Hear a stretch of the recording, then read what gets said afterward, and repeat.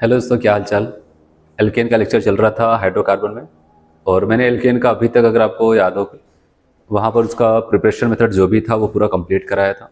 3 preparation heading जो कि heading के हिसाब से वहाँ पर थी, वो आपको कराया था from unsaturated hydrocarbon, from alkyl halide, और तीसरा वहाँ पर फ्रॉम कार्बोक्सिलिक एसिड। उसके बाद उसकी फिजिकल प्रॉपर्टीज़ भी आपको बताई गई थी। और उसके बाद हम लोग आ गए तो उनकी केमिकल प्रॉपर्टीज़। केमिकल प्रॉपर्टीज़ में अगर आपको याद हो तो मैंने क्या क्या बताया था। सबसे पहले आपको बताया था सब्स्टिट्यूशंस, और दूसरी जो हेडिंग थी वहाँ पर कंबर्शन, जिसके अंदर इनकम्प्लीट कंबर्शन, कार्बन ब्लैक वगैरह जो बन रहा था। फिर कंट्रोल्ड ऑक्सीडेशंस बताई थी।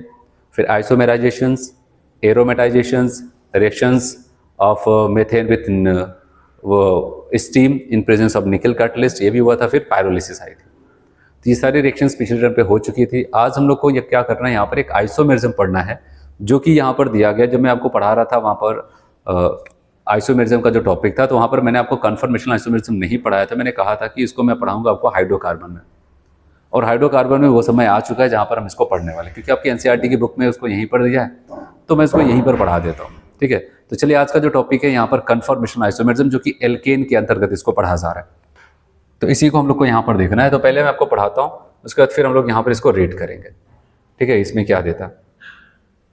अगर हम बात करते हैं यहाँ पर कन्फर्मेशंस,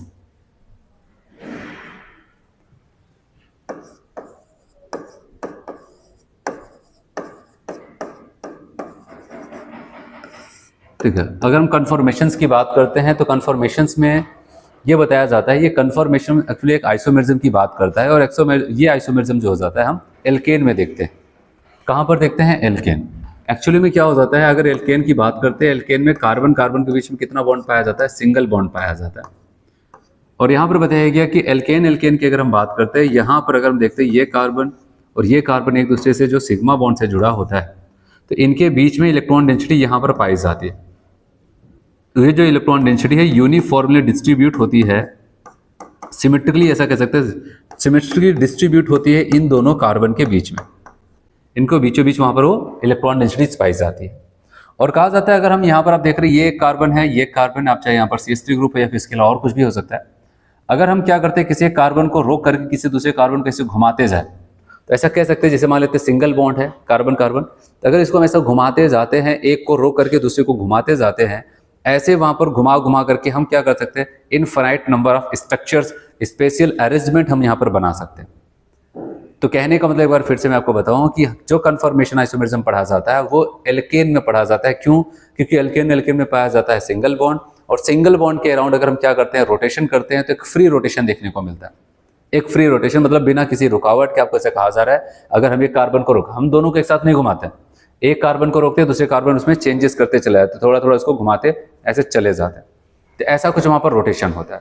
और जब एक कार्बन को रोक करके दूसरे कार्बन को थोड़ा थोड़ा घुमाते हैं, तो स्पेस में उनका क्या हो जाता है, क्या बताओगे, अरेंजमेंट थोड़ा थोड़ा थोड़ा थोड़ा थोड़ा बदलता जाता है, जिसकी वजह से वहां पर क्या हो जाता है कि आप थोड़ा सा, जैसे मान लीजिए थोड़ा सा घुमाया एक स्ट्रक्चर, हल्का सा घुमाया दूसरा, तीसरा, चौथा, पांचवा, ऐसे थोड़ा थोड़ा घुमा करके एक कार्बन को रोक करके दूसरे में अगर हम चेंजेस करते हैं, ऐसे इन्फिनाइट नंबर ऑफ अरेंजमेंट हमें देखने को मिलता है। और इन्हीं को हमें काम करते हैं, क्या बोलते हैं, बताया, कन्फर्मेशंस, रोटामर्स या फिर कन्फर्मेशनल आइसोमर्स के नाम से इसको जाना जाता है। ये पहले थ्योरेटिकल पोर्शन है जो मैं आपको यहाँ पर बता रहा हूँ। अभी सारी चीज़ रेट करेंगे। फिर उसके बाद आपको यहाँ पर कहता है, क्या सच में जब हम एक कार्बन को रोक करके दूसरे कार्बन को घुमा रहे थे, क्या सच में वो फ्री रोटेशन होता है? क्योंकि इसने कहा है, एक लाइन अभी मैं जब रीड करूँगा, कहता है कि वहाँ पर 100% या फिर ऐसे कह सकते हैं वहाँ पर कहता है फ्री रोटेशंस होता है। लेकिन उसके ही अगले लाइन में वहाँ पर कहता है कि लेकिन एक बात का यहाँ पर आपको ध्यान रखना है, ये कार्बन कार्बन के बीच का जो इलेक्ट्रॉन है, इसमें तो कोई रोटेशन नहीं होता, कोई भी हिंड्रेंस नहीं होता इनकी वजह से। रोटेशन तो होगा, यहाँ पर क्या करते हैं, इनकी वजह से कोई रुकावट नहीं आती है। लेकिन ये जो कार्बन पे हाइड्रोजन लगे होंगे और इस कार्बन पे भी हाइड्रोजन या फिर जो भी ग्रुप लगा होगा, ऐसे इधर भी लगा होगा, तो जब हम रोटेशन करते हैं एक को रोक करके दूसरे में, तो इनके वाले जो भी यहाँ पर बॉन्ड्स होंगे कार्बन से जुड़े हुए, और इनके वाले जो भी बॉन्ड्स के इलेक्ट्रॉन्स होंगे, इनके बीच में कुछ ना कुछ तो रिपल्शंस होता ही होता है। और वो जो रिपल्शंस होता है वो आपको बताया कि लगभग 1 to 20 किलो जूल पर मोल का रिपल्शंस देखने को मिलता है। ठीक है, और उस रिपल्शंस को एक नाम देते हैं, उसका नाम क्या हो जाता है, टॉर्सनल स्ट्रेन। क्या बोलते हैं भाई? Torsional strain. तो याद रखना यहाँ पर अभी सारी बातें जो मैं आपको यहाँ बता रहा हूँ, पहले थ्योरेटिकल फिर कॉन्सेप्ट पे आएंगे। टॉर्सनल स्ट्रेन और लगभग आपको बताया गया 1 to 20 किलो जूल पर मोल, इतने रेंज का वहाँ पर रहता है। हालांकि ये बहुत ज़्यादा नहीं माना जाता है, ये बहुत ही कम माना जाता है यहाँ पर, कि दो यहाँ पर ये बताया जाता है कि रिपल्शंस तो थोड़ा बहुत तो होगा भाई, एकदम 100% फ्री तो नहीं कह सकते। और वो भी जो होता है 1 to 20 किलो जूल पर मोल का यहाँ पर आपको देखने को मिलता है जब हम एल्केन में सिंगल बॉन्ड के राउंड अगर वहाँ पर रोटेशंस करते हैं तो ऐसा कुछ यहाँ पर आपको बताता है। पहले मैं जितना भी आपको बताया उसको रीड कराता हूँ, फिर उसके बाद हम लोग क्या करते हैं यहाँ पर एक इथेन में इसके सारे कन्फर्मेशंस को हम पढ़ेंगे। पहले थ्योरी वाले पोर्शंस का कंप्लीट करते हैं ना। कन्फर्मेशंस में आपको क्या बताता है, ये क्या है, alkane contain carbon carbon sigma bond. अभी जो मैंने आपको बताया था उनके बीच में एक बॉन्ड पाया जा रहा है जो मैंने ऑर्बिटल्स बना के ओवरलैप करा के बनाया, sigma bonds. Electron distribution of the sigma molecule orbital are symmetrical around the internuclear axis of the carbon-carbon bond, which is not disturbed due to rotation around its axis। वही जो मैंने आपको यहाँ पर ये बताया था कि कार्बन ये हुआ, यहाँ पर ये, यहाँ पर ये, ठीक है। ये इनके बीच में आपको पता है एक इलेक्ट्रॉन की शेयरिंग से बॉन्ड बना है, और जब हम इनको घुमाते तो इनके बीच में यहाँ पर सिमेट्रिकली क्या हो जाता है, ये डिस्ट्रीब्यूट होता है इन बीच में इलेक्ट्रॉन। अब बताओ एकदम बीचों बीच इलेक्ट्रॉन होता है, जिसकी वजह अगर एक को हम ऐसा घुमाते जाते हैं उसकी वजह से इलेक्ट्रॉन की जो डेंसिटी इनके बीच में जो है वो डिस्टर्ब नहीं होती, तो कोई वहां पर हिंड्रेंस इनकी वजह से देखने को नहीं मिलता। और बता रहे इसी की वजह से क्या हो जाता है, दिस परमिट, ये अनुमति दे देता है free rotation around carbon carbon single bond. इसी की वजह से क्या हो जाता है, कार्बन कार्बन सिंगल बॉन्ड के अराउंड क्या हो जाता है, वहां पर फ्री रोटेशन भी होने लगता है। नेक्स्ट आपको कहता है कि this rotation result into different spatial arrangement of atom in space which can change into one another। और वही जब रोटेशन करते हैं हम थोड़ा थोड़ा थोड़ा थोड़ा घुमा घुमा करके ऐसे स्पेस में बहुत सारे अरेंजमेंट बना लेते हैं। और बताया क्या, और ऐसे स्पेशल अरेंजमेंट को ही special arrangements of atoms which can be converted into one another by rotation around carbon carbon single bonds are called, उसी को हम क्या बोलते हैं, कन्फॉर्मेशंस कहा जाता है। और क्या कह सकते हैं, कन्फॉर्मर भी उसी को कहते हैं। वो बहुत सारे जो अरेंजमेंट होते हैं उन अरेंजमेंट को अगर एक दूसरे से कंपेयर करें तो कहेंगे वो एक दूसरे क्या है, कन्फॉर्मेशंस हैं, कन्फॉर्मर्स हैं या फिर रोटामर्स हैं। फिर आगे की लाइन भी देखते हैं। यहां पर आगे आपको कहता है यहां पर, यहां से एल्केन कैन दस हैव अ इनफिनाइट, कितने स्ट्रक्चर तो बना सकते हैं भाई आप, थोड़ा थोड़ा माइन्यूट आधा एंगल एक एंगल ऐसा डिग्री का वहां पर क्या कर सकते हैं, वहां पर चेंजेस करते जो इनफिनाइट नंबर ऑफ स्ट्रक्चर्स वहां पर बनता चला जाएगा। Infinite number of conformations bye rotation around carbon carbon single bonds. फिर कहता है however it may be remember that the rotation around a carbon carbon single bond. अब देखो अभी तक ऊपर बोला था कि वो क्या हो जाता है, एक फ्री रोटेशन होता है, और अब आपको यहाँ पर ये कहता है कि इस बात का आपको ध्यान रहे कि ये जो रोटेशन होता है अगर सच में देखा जाए, कह रहे हैं कि single bonds are not completely free, ये कंप्लीटली फ्री नहीं होता है। It is hindered by a small energy barrier of 1 to 20 kilo joule per mole. कह रहे हैं वहां पर लगभग स्मॉल एनर्जी बैरियर को देखने को मिलता है, वो भी कितना, 1 से लेकर के 20 किलो जूल पर मोल का मिलेगा। मतलब ये बहुत ज्यादा तो नहीं है लेकिन तब भी है। Due to weak repulsive interactions between the adjacent bond, carbon carbon की वजह से कोई भी वहां पर रिपल्शंस नहीं, वहां पर कोई रुकावट नहीं, लेकिन जो उसके कार्बन के पास जो और बॉन्ड्स पाए जा रहे थे, इस कार्बन का दूसरे कार्बन का, वहां पर उनकी वजह से कुछ ना कुछ हिंड्रेंस हो रहा था एडजेसेंट बॉन्ड की वजह से। Such a type of repulsive interaction is called torsional strain. और इसी रिपल्सिव इंटरेक्शन को हम क्या बोलते हैं, टॉर्सनल स्ट्रेन के नाम से जानते हैं। ठीक है, अब यहां पर जो हमारा टॉपिक है वह कन्फर्मेशन ऑफ इथेन। इथेन में कन्फर्मेशन कैसे देखा जाएगा उसको देखते हैं, तब उसको मैं और समझाता हूं।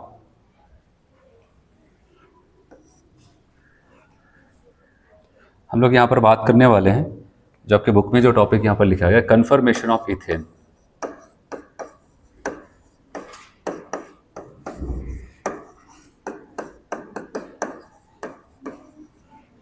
देखो इथेन में हमें कन्फर्मेशन को देखना है, और यहां पर अगर बात आती है, यहां पर कन्फर्मेशन में आपको 3 कन्फर्मेशन का नाम देता है। वैसे तो इन्फिनाइट नंबर ऑफ स्ट्रक्चर्स हो जाते हैं, उसको मेनली 3 पार्ट में आपकी बुक में बांट करके दिखाता है। वैसे बहुत सारी बुकों में बहुत सारे बताया जाता है, तो आपको यहाँ पर मेनली 3 पे ही फोकस करना है। फर्स्ट अगर हम लोग यहाँ पर बात करते हैं, जो पहला यहाँ पर आपको बताया गया है, एक आपको मिलेगा वहां पर, इसको कहता है एक्लिप्स्ड। एक होगा एक्लिप्स्ड कन्फर्मेशन या फिर एक्लिप्स्ड फॉर्म, और एक यहां पर हो जाएगा स्टेगर्ड फॉर्म, और एक बीच में इनके आता है, उसको कहते हैं यहां पर स्क्यू फॉर्म। ठीक, ऐसा कुछ यहां पर होता है। तो कहने का मतलब कि अगर हम एल्केन में या फिर कहीं पर भी हम क्या करते हैं वहां पर, ठीक है, ये देखना चाहते हैं कि वहां पर कन्फर्मेशन, तो आपको बताया कि मेनली 3 कन्फर्मेशन में देखने को मिलेगा। एक यहाँ पर हमारा होगा एक्लिप्स फॉर्म, और एक होगा स्टेगर्ड फॉर्म, और एक होगा स्क्यू फॉर्म। ये 3 फॉर्म पे हम लोग फोकस करने वाले हैं। अगर मैं आपको यहाँ पर बताऊँ, यहाँ पर आपको ये बताता है, जैसे मान लेते हैं ये कार्बन है, ये उसके कुछ हाइड्रोजन है, ये दूसरा कार्बन उसके हाइड्रोजन है। क्योंकि अगर आप यहाँ पर पहले मैं आपको थोड़ा सा ऐसे बताऊँ, क्योंकि इसमें थोड़ा सा आपको इमेजिनेशन करना पड़ेगा। मान लेते हैं हमारा इथेन का केस है, तो CH3 सिंगल बॉन्ड CH3 है, ऐसे आप समझ सकते हैं। ठीक है,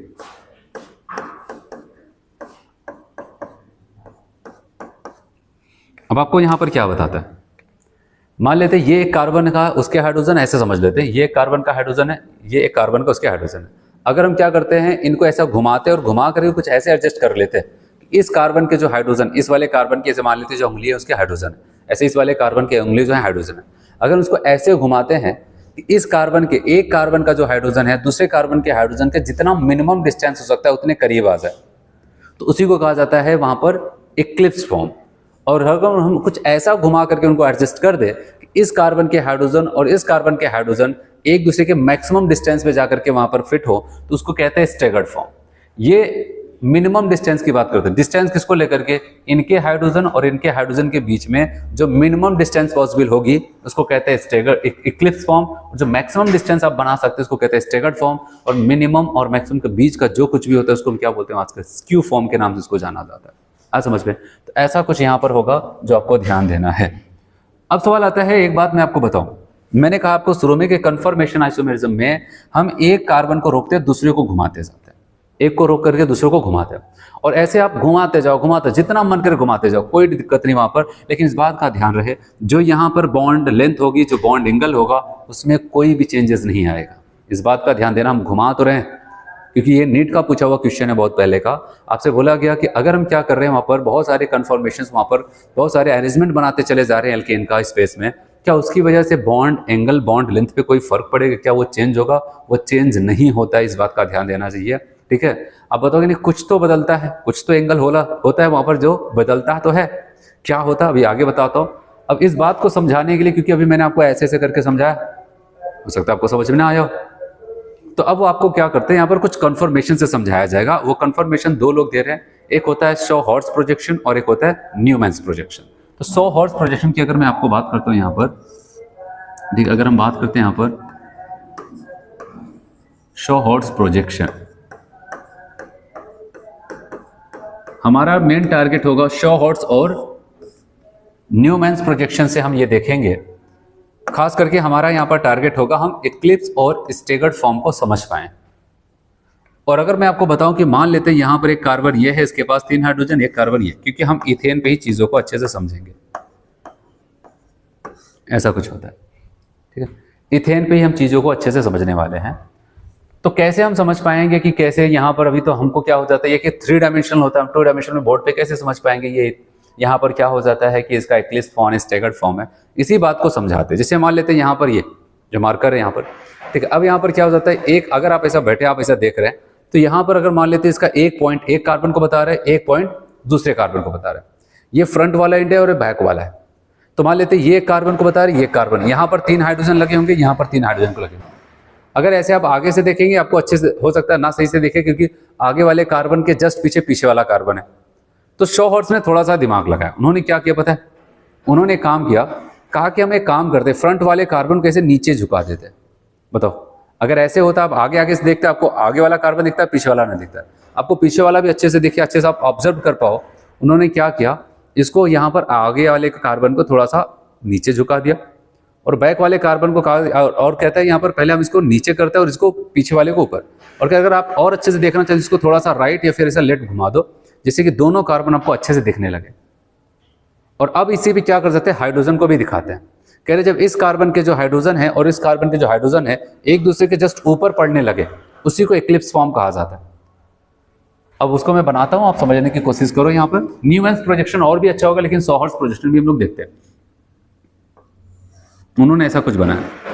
ये जो मैंने नीचे लिखा ये कौन सा है, अब मान लेते हैं इस दोनों में से वो जो फ्रंट वाला कार्बन था और यहाँ पर एक बैक वाला कार्बन था। अब इनके हाइड्रोजन को भी हम लोग दिखाते हैं, ऐसे कंप्लीट लाइन से वहाँ पर उनको दिखाते हैं। ये रहे इनके हाइड्रोजन, ये इनके हाइड्रोजन हो गए। और एक बात यहाँ पर कह रहा है कि याद रखना ये कार्बन और कार्बन के बीच का जो बॉन्ड लेंथ है वैसे बहुत छोटा होता है, लेकिन आपको समझाने की इस बॉन्ड लेंथ को उन्होंने बड़ी लंबी कर दी है। और कह रहे हैं कि अब यहाँ पर भी क्या हो जाता है कि इसमें भी हाइड्रोजन को हम दिखाते हैं, इनके भी हाइड्रोजन को ऐसे, ठीक है, ऐसा कुछ हो जाता है। और यहाँ पर अगर हम लोग बात करें तो अगर हम यहाँ पर ध्यान से समझे तो याद रखना कि आपको ऐसा इमेजिन करना है कि उनके हिसाब से ये वाला जो हाइड्रोजन है ना इस हाइड्रोजन के जस्ट ऊपर पड़ रहा है और ये वाला जो है इसके ऊपर पड़ रहा है और ये वाला जो है इनके ऊपर पड़ रहा है। ठीक है, ऐसा लग रहा है एक दूसरे के ऊपर ही है, क्योंकि अगर आमने सामने होता ऐसे सीधे सीधे होता तो आपको ये आगे वाला ही कार्बन का हाइड्रोजन दिखता, पीछे वाला ना दिखता। जैसे कि मैंने आपको ये बताया, अभी आपको दोनों हाथ दिख रहे हैं, लेकिन अगर ऐसे कर देते तो आपको केवल जो आपके साइड है वही दिख रहा है, इसके पीछे वाला नहीं दिख रहा है। ठीक है, तो वैसे सेम यहाँ पर भी है, लेकिन यहाँ पर क्या किया जाता है, उन्होंने ऐसे किया। अब अगर इसी को ऐसे बड़े बॉन्ड लेंथ इनकी बड़ी कर दी जाती तब भी आपको ना दिखता हो सकता, फिर अगर थोड़ा सा ऐसे कर दिया जाए अब आपको दिख जाएगा, ये दोनों हाथ आपको दिखने लगेगा। वैसे सेम यहाँ पर ये पीछे वाले कार्बन का, ये फ्रंट वाले कार्बन का, और ये मान के चलो ये इनके ऊपर पड़ रहा है, ये इनके ऊपर, ये इनके ऊपर, ये तीनों हाइड्रोजन, इन तीनों हाइड्रोजन को अगर हम एकदम फ्रंट से देखते हैं तो एक दूसरे को ढक लेते हैं। और इसी को उन्होंने कहा भाई किसी को हम कहते हैं एक्लिप्स्ड फॉर्म। ठीक है, मतलब इनका हाइड्रोजन इनके हाइड्रोजन को जो मिनिमम डिस्टेंस पे हो सकता है वही पॉसिबल डिस्टेंस को हम कहते हैं। अगर जितना मिनिमम हम ला सकते थे और मिनिमम इतना ही ला सकते हैं एक दूसरे को ढक ले जाएं, उसे वो एक्लिप्स फॉर्म कहते हैं। अब देखना यहां पर क्या करते हैं, फिर से यहां पर इस वाले को जैसा था वैसे ही रखते हैं।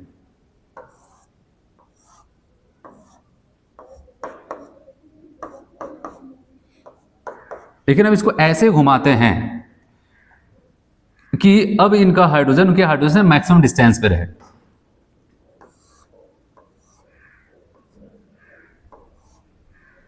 और अगर आप यहां पर इसको ऑब्जर्व कर पाए, इमेजिनेशन कर पाए, तो मैं आपको बताऊं, आप ऐसा समझे इन दोनों हाइड्रोजन के बीच में, ये बीच में पड़ रहा है। ठीक है, ये वाला जो है इनके ऊपर नहीं पड़ रहा है, ये कहां पर पड़ रहा है पता है, ये वाला जो हाइड्रोजन है ये वाला, ये इन दोनों के बीचों बीच ऐसे पड़ रहा है। और ये वाला कहां पर पड़ रहा है, ये वाला पता है इनके बीचों बीच में ऐसे पड़ रहा है। और ये वाला कहां पर, इनके बीचों बीच यहां पर पड़ रहा है।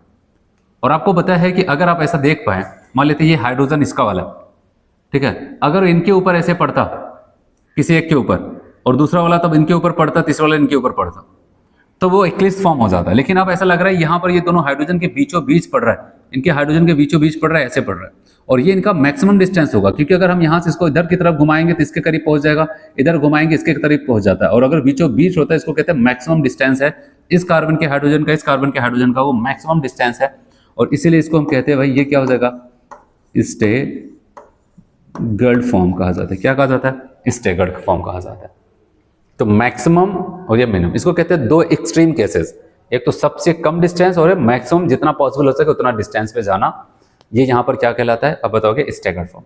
इसके बीच का अगर कुछ भी आपको मिलता है, एकदम मिनिमम और मैक्सिमम के बीच का कुछ भी मिलेगा, वो क्या हो जाता है वहां पर, अब बताओगे कि उसी को हम कहते हैं एस्क्यू फॉर्म। ये सॉहर्ट्ज़ का प्रोजेक्शन था। और इस बात का याद रहे कि अगर उन्होंने जो भी बनाया है यहाँ पर कार्बन कार्बन के बीच में 120 का एंगल बनाया था उन्होंने अब समझाने के लिए। और एक बात उन्होंने कहा कि अब चाहे एक को रोक करके दूसरे को घुमाते जाना है, ये कार्बन हाइड्रोजन कार्बन के बीच का जो भी एंगल है वो कभी नहीं बदलेगा, इनकी जो बॉन्ड लेंथ है वो कभी भी चेंज नहीं होगा। ठीक है, वो फिक्स होगा। तो इस बात का आपको ध्यान देना है। ये स्टैगर्ड प्रोजेक्शन था। अब यहीं पर मैं आपको बताने जा रहा हूँ, ये सॉहर्ट्ज़ का प्रोजेक्शन था, इक्लिप्स और स्टैगर्ड। अब दूसरा मैं आपको यहाँ पर बताने जा रहा हूँ वो होगा न्यूमैन्स प्रोजेक्शन, उसको भी समझते हैं।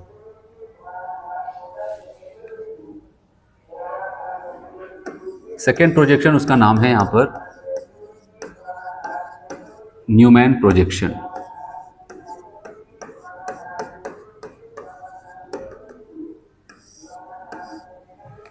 ठीक है, न्यूमैन्स प्रोजेक्शन की बात करते हैं, यहां पर समझना। इन्होंने कहा, जैसे फिर से वही कहानी, सॉर्स ने तो अपनी कहानी बता दी, भाई मैंने फ्रंट वाले को जो आपके पास था उस कार्बन को ऐसे नीचे झुका दिया और पीछे वाले कार्बन को ऊपर उठा दिया, थोड़ा सा राइट थोड़ा सा लेफ्ट से कहीं पर घुमा दिया, जिससे कि दोनों को हम अच्छे से ऑब्जर्व कर पाए।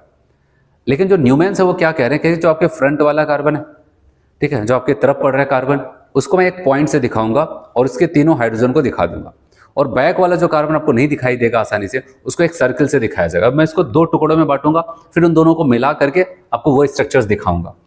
पहले मान लेते हैं यहाँ पर ये हमारा फ्रंट वाला कार्बन है, जो आपके आंखों के पास ज्यादा करीब था, ये वाला। इस कार्बन को एक पॉइंट से दिखाया गया, उसके बाद कह रहे हैं इस पे हम ऐसे 3 कंप्लीट लाइनों से ऐसे हाइड्रोजन को दिखा देते हैं। फ्रंट वाले कार्बन और उनके हाइड्रोजन को ऐसे दिखा रहे हैं। फिर क्या कर रहे हैं, कह रहे हैं बैक वाले को अब देखना। बैक वाला तो आपको पता है, जब फ्रंट से देखोगे बैक वाला दिखेगा नहीं, इसलिए बैक वाले को हम बड़ा दिखाने के चक्कर में यहाँ पर ऐसे सर्किल बनाते हैं। फिर यहाँ पर थोड़ी छोटी छोटी लाइनों से क्या करते हैं, इसके हाइड्रोजन को दिखा देते हैं ऐसे, ठीक है, ऐसे। ये अभी दोनों को अलग अलग दिखाया जा रहा है। वैसे तो आपको पता है ये दोनों कार्बन से कनेक्टेड होते हैं। अब मैं इसको उठाकर इसके ऊपर रख रहा हूं, अब सही से हमारा इथेन मॉलिक्यूल बनेगा। ये रहा, ठीक है। इसके ऊपर इसको ऐसा उठाकर इसके ऊपर रख देते हैं, और जब इसके ऊपर इसको रखते हैं तो आप यहां पर देखेंगे ऐसे,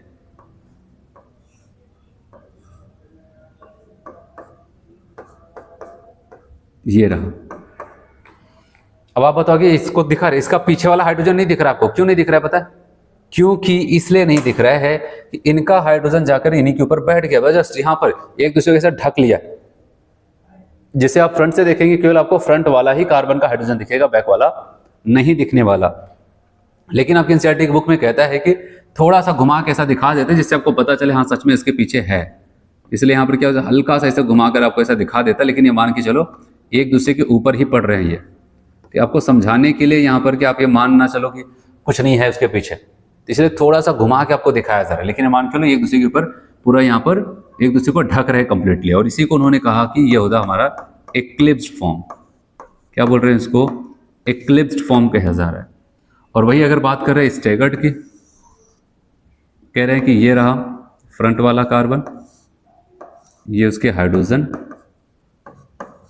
कह रहा बैक वाले, फ्रंट वाले को ऐसे रखते हैं जैसे यहां पर था, लेकिन अब बैक वाले को घुमाया जा रहा है और घुमा करके कुछ ऐसे एडजस्ट किया जा रहा है यहां पर कि इन दोनों के हाइड्रोजन के बीच में पड़े ऐसे और यहां पर ऐसे, ठीक है जी। और यहां पर याद रखना कि आपको पता है कि ये मान लेते हैं यहां पर ये कार्बन है, ये वाला हाइड्रोजन के बीच में पड़ रहा है। अगर हम इसको इधर लेके जाएंगे तो इनके ज्यादा करीब होने लगता है, इधर लेके जाएंगे इनके ज्यादा करीब हो जाएगा। अगर यहाँ पर बीच में रखते हैं तो इनके और इनके दोनों के बीचों बीच पड़ रहा है। जैसे अगर मैं कहता हूं इन दोनों, ये जो फ्रंट वाला कार्बन के बीच का एंगल अगर 120 है, कितना है? 120 है, ठीक है, 120 है। तो ये जो एंगल यहाँ पर आपको बनता हुआ दिखेगा, इसका नाम क्या हो जाएगा? 60 डिग्री। यही तो होगा, अगर इनके बीच में 120 तो यह हो जाएगा 60 डिग्री। और ये मैक्सिमम डिस्टेंस पे, अगर आप 60 से थोड़ा इधर लेके जाओगे तो आप बताओगे इनके करीब होने लगता है, और इधर लेके जाओगे इनके करीब होने लगता है। यही एक बीचों बीच का रास्ता है जहां पर ये मैक्सिमम डिस्टेंस पे इन फ्रंट वाले कार्बन का हाइड्रोजन बैक वाले कार्बन हाइड्रोजन के मैक्सिमम डिस्टेंस पे हो सकता है। और इसी को उन्होंने कहा भाई एक काम करते, इसी को कहा जाएगा स्टैगर्ड। क्या बोलते हैं इसको? स्टैगर्ड फॉर्म कहा जाएगा। हाँ समझ में? तो अब अगर हम बात करते हैं यहां पर, अगर हमसे पूछा जाए कि ये बताओ फ्रंट वाला कार्बन, इनके बीच का जो एंगल था, जैसे वहां पर आपने बताया इनके बीच का अगर एंगल हमसे पूछा जाए तो हम क्या बोलेंगे? यहां पर 0 डिग्री। एक्लिप्स, इथेन का एक्लिप्स फॉर्म का अगर हमसे पूछा जाए, यहां पर जो एंगल हो रहा है, एक्चुअली में मैंने कहा वो बॉन्ड एंगल नहीं है, केवल मैं एंगल बोल रहा हूं। अगर उसको बोला जाए तो उसका सही नाम मैं बताऊं क्या होता है। यहां पर जो एंगल बनता है उसको हम बॉन्ड एंगल नहीं कहते, इस बात का ध्यान देना। वो क्या हो रहा है यहाँ पर, इसको हम एक अलग नाम देते हैं, इसको कहते हैं डाईहेड्रल एंगल। क्या कहते हैं? डाईहेड्रल एंगल, या फिर इसी को और नाम देते हैं, कहते हैं यहां पर एंगल ऑफ रोटेशन, या फिर एक नाम और आपके यहां पर बुक में लिखता है, कहता है एंगल ऑफ टॉर्शन, ठीक है। तो किसी भी नाम से इसको जाना जा सकता है, लेकिन ये बॉन्ड एंगल नहीं है, ठीक है। इसको कहते हैं एंगल ऑफ डाईहेड्रल एंगल, ज्यादातर यही वर्ड यूज करता है, नहीं तो angle of rotation, angle of torsion. तो ये हो जाता है। अगर हमसे कल को पूछ लिया जाए इथेन में, ठीक है, स्टैगर्ड फॉर्म का, इथेन में स्टैगर्ड फॉर्म का डाईहेड्रल एंगल कितना होता है? 60। इक्लिप्स में, इथेन के इक्लिप्स फॉर्म में डायहेड्रल एंगल कितना हो जाता है? 0। और इसके बीच का अगर आपने कोई भी एंगल आपका मन हुआ बनाने का बना दो, लेकिन इस बात का ध्यान रहे कि वहां पर जो भी फॉर्म बनेगा ना तो उसको इक्लिप्स कहेंगे ना तो उसको स्टेगर्ड कहते हैं, ठीक है, ना तो उसको इक्लिप्स कहेंगे ना तो उसको स्टेगर्ड फॉर्म कहेंगे, उसको क्या कहेंगे वहां पर? स्क्यू फॉर्म, ऐसा कुछ यहाँ पर कहा जाता है। चलो अब मेन पॉइंट जिस पे आपसे क्वेश्चन पूछेगा मैं वो बताने जा रहा हूँ। ये तो प्रोजेक्शन की बात हो गई, और अब हम आते हैं यहाँ पर, हमसे ये पूछा जाएगा कि हमें ये बताओ दोनों में से ज्यादा स्टेबल कौन होगा, ठीक है। स्टेबिलिटी की अगर हम बात करते हैं तो अगर स्टेबिलिटी की बात आएगी तो क्या होगा? क्या दोनों बराबर स्टेबिलिटी होंगी? तो यहां पर बताया गया स्टेबिलिटी सबसे ज्यादा स्टेगर्ड की होगी और सबसे कम किसकी हो जाती है? इक्लिप्स्ड की। किसकी हो जाती है सबसे कम? इक्लिप्स्ड फॉर्म की हो जाती है। सवाल आता है ऐसा क्यों? आप समझ पाओ तो समझो। होता क्या, ये जो फ्रंट वाला कार्बन का हाइड्रोजन है इसके बीच में तो इलेक्ट्रॉन इलेक्ट्रॉन की वजह से तो बॉन्ड बना होगा, ऐसे बैक वाला है तो उसके बीच में भी इलेक्ट्रॉन इलेक्ट्रॉन की वजह से बॉन्ड बना। और आपको पता है जब पहला वाला फ्रंट वाला जो कार्बन हाइड्रोजन इसके पास इलेक्ट्रॉनों का एक इलेक्ट्रॉन क्लाउड होगा, इसके पीछे वाले जो है उनके बीच में इलेक्ट्रॉन का क्लाउड होगा। ऐसे फ्रंट वाले हो गए और ये इनके ऐसे पीछे वाले हो गए, ऐसे फ्रंट वाले हो गए और ये इनके ऐसे बैक वाले कार्बन हाइड्रोजन हो जाते हैं। तो जब एक दूसरे के ऊपर पड़ रहे तो क्या है? ये भी इलेक्ट्रॉनों से बॉन्ड बनाया है, इलेक्ट्रॉनों की वजह से वो भी बनाया। तो वहां पर क्या हो जाएगा? इनके इलेक्ट्रॉन क्लाउड एक दूसरे के ऊपर पड़ेगा। बताओ इलेक्ट्रॉन के ऊपर तो नेगेटिव चार्ज है, इलेक्ट्रॉन वाले लोग एक दूसरे के ऊपर पड़ रहे हैं। इलेक्ट्रॉन क्लाउड इसके लिए एक अच्छा वर्ड यूज करता है, इलेक्ट्रॉन क्लाउड। और जब दोनों का इलेक्ट्रॉन क्लाउड एक दूसरे के ऊपर पड़ेगा तो क्या होगा? रिपल्शन ही तो होगा। और अगर कहीं पर टकरार हो रहा है, रिपल्शन हो रहा है, तो वहां पर क्या हो जाती है? एनर्जी लेवल बढ़ जाती है। और एनर्जी बढ़ जाएगी तो हमेशा याद रखना स्टेबिलिटी क्या हो जाती है? कम हो जाती है। और यही यहाँ पर अगर देखें, इस कार्बन के हाइड्रोजन का जो इलेक्ट्रॉन क्लाउड का रेंज होगा कुछ ऐसे होगा, इस कार्बन के हाइड्रोजन के इलेक्ट्रॉन क्लाउड का रेंज ये हो जाएगा ऐसे। यहाँ पर क्यों? आपको पता है ये एक दूसरे के मैक्सिमम डिस्टेंस पे जितना पॉसिबल हो सकता है उतना मैक्सिमम डिस्टेंस पे है, जिससे कि क्या हो जाता है? एक हाइड्रोजन कार्बन हाइड्रोजन के इलेक्ट्रॉन क्लाउड का दूसरे कार्बन के हाइड्रोजन के इलेक्ट्रॉन क्लाउड के साथ मिनिमम रिपल्शन होगा। क्यों? क्योंकि मैक्सिमम डिस्टेंस पे है तो रिपल्शन मिनिमम होगा। अगर रिपल्शन कम होगा तो एनर्जी भी कम होगी लेकिन स्टेबिलिटी बढ़ जाती है। इसलिए स्टेगर्ड ज्यादा, इक्लिप्स कम। और अगर हमसे पूछा जाए ऐसा क्यों हो जाता है तो आप याद रखना यहाँ पर इसके बारे में अगर हम बात करते हैं यहाँ पर इनके लिए बताओ, क्योंकि ये कहाँ पर है? मैक्सिमम डिस्टेंस पे है, ठीक है, मैक्सिमम डिस्टेंस। उसकी वजह से क्या हो जाएगा? मिनिमम रिपल्शन हो जाएगा, रिपल्शन भाई मिनिमम हो जाएगा। और अगर हमसे पूछा जाए स्टेबिलिटी तो बताओगे भाई मैक्सिमम। अच्छा पहले एक और लिख देता है, मिनिमम रिपल्शन और साथ साथ मिनिमम एनर्जी, है कि नहीं? ये पूरी लाइन आपकी बुक में लिखता है, आप कहोगे मिनिमम एनर्जी तो क्या हो जाएगा? Maximum stability. चलो इनके लिए भी 4 लाइनें लिखते हैं, ठीक है। यहाँ पर तो अब बताओ कि यहाँ पर क्या हो जाता है? मिनिमम डिस्टेंस, जितनी मिनिमम डिस्टेंस हो सकती है उतनी मिनिमम डिस्टेंस। किसकी डिस्टेंस देखी जा रही है? एक कार्बन का हाइड्रोजन का दूसरे कार्बन के हाइड्रोजन के, उस डिस्टेंस की बात हो रही है, मिनिमम डिस्टेंस। और साथ ही साथ आप बताओ कि यहाँ पर क्या हो जाएगा? मिनिमम डिस्टेंस आपको पता है इलेक्ट्रॉन क्लाउड बहुत करीब कहोगे भाई टकरार तो बहुत ज्यादा, मैक्सिमम रिपल्शन। और मैक्सिमम रिपल्शन तो आप बताओगे क्या हो जाएगा? Maximum energy, maximum energy. और साथ ही साथ आप क्या बताओगे यहाँ पर? Minimum stability. ऐसा कुछ वहां पर हो जाएगा। तो इसीलिए इस बात का ध्यान रहे। और यहाँ पर 1-2 पॉइंट्स और मैं आपको बताता हूँ। ये तो मैंने अभी स्टेगर्ड और इक्लिप्स की तुलना की, लेकिन ओवरऑल अगर हम कंपैरिजन करें, ठीक है, हम वहां पर स्टेबिलिटी का ओवरऑल कंपैरिजन करें तो याद रखना यहाँ पर सबसे ज्यादा कौन हो जाएगा? स्टेगर्ड। इसके बाद स्क्यू का नंबर आएगा ना, स्क्यू फॉर्म का सबसे, उसके बाद और सबसे कम इक्लिप्स्ड फॉर्म का आएगा।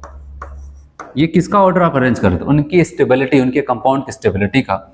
लेकिन एक टर्म मैंने आपको सिखाया क्या? Torsional strain. क्या बताया था? Torsional strain. और आपको पता है टॉर्शनल स्ट्रेन कहाँ से पैदा होता है? यही जो एक कार्बन का हाइड्रोजन दूसरे कार्बन के हाइड्रोजन के आसपास से जब गुजरेगा, उसके करीब होगा तो रिपल्शन ज्यादा होगी, एनर्जी ज्यादा होगी। और आपको पता है कि जब मैक्सिमम डिस्टेंस पे होगा तो एनर्जी कम होगी भाई, क्योंकि अगर हम इसे घुमा करके, आपको पता है जैसे एक कार्बन का हाइड्रोजन का घुमा करके दूसरे कार्बन के हाइड्रोजन के करीब लाने लगते हैं, तो क्या हो जाएगा, इनके इलेक्ट्रॉन क्लाउड, इनके इलेक्ट्रॉन एक दूसरे के करीब आएंगे तो रिपल्शन करेंगे, और तब भी अगर हम घुमाना चाहते हैं तो उस रिपल्शन के अगेंस्ट हमें एक फोर्स लगा करके घुमाना पड़ता है, उसी को हम क्या बोलते हैं, टॉर्सनल स्ट्रेन कहते हैं। और ये टॉर्सनल स्ट्रेन की अगर बात करते हैं, इनका ऑर्डर अगर पूछा जाएगा, मतलब एक रुकावट, एक हिंड्रेंस की बात की जा रही है, तब तो आप कहोगे भाई अब कहानी बदलेगी। अब यहाँ पर हम कहेंगे इक्लिप्स्ड फॉर्म का टॉर्सनल स्ट्रेन सबसे ज़्यादा हो जाएगा, फिर स्क्यू फॉर्म का, और फिर सबसे कम किसका हो जाएगा, स्टेगर्ड। तो ये टाइप का क्वेश्चन जो मैंने अभी यहाँ पर लिखा है, ये आपसे पूछे जाने की सबसे ज़्यादा संभावना है, जो कि आपको यहाँ पर ध्यान देना।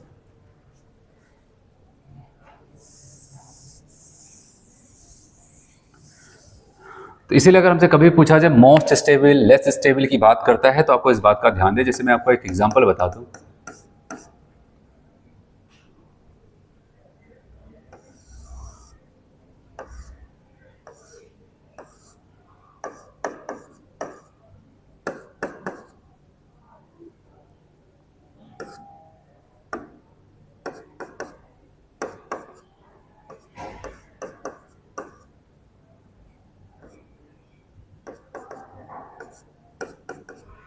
चलो मैं यहाँ पर एक ब्यूटेन का केस ले रहा हूँ, यहाँ पर नॉर्मल ब्यूटेन, उसका अगर हमें यहाँ पर बनाना हो तो हम कैसे बनाएंगे।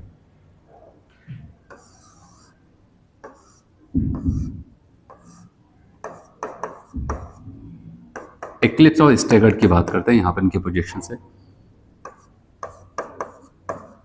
मतलब इसका स्टेबल और लेस स्टेबल फॉर्म की अगर बात करते हैं।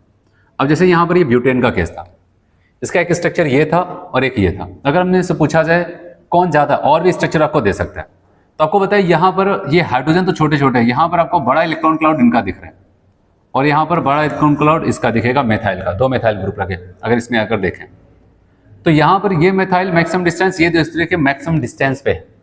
और यहाँ पर अगर हम बात करते हैं तो आप देख रहे हैं मेथाइल ग्रुप, उसी के ऊपर फिर से एक और मेथाइल ग्रुप एक दूसरे के आगे पीछे ऊपर नीचे जस्ट पड़ रहा है, तो वहाँ पर इलेक्ट्रॉन क्लाउड बहुत ज़्यादा एक दूसरे से टकरा रहा है, तो वहाँ पर मैक्सिमम रिपल्शन, सबसे कम स्टेबिलिटी यहाँ पर, और सबसे ज़्यादा स्टेबिलिटी कहाँ पर, यहाँ पर हो जाती है।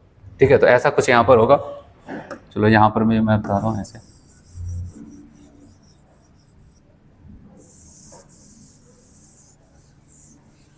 आपसे ऐसे एक क्वेश्चन और पूछा जाता है इथाइलिन ग्लाइकोल का।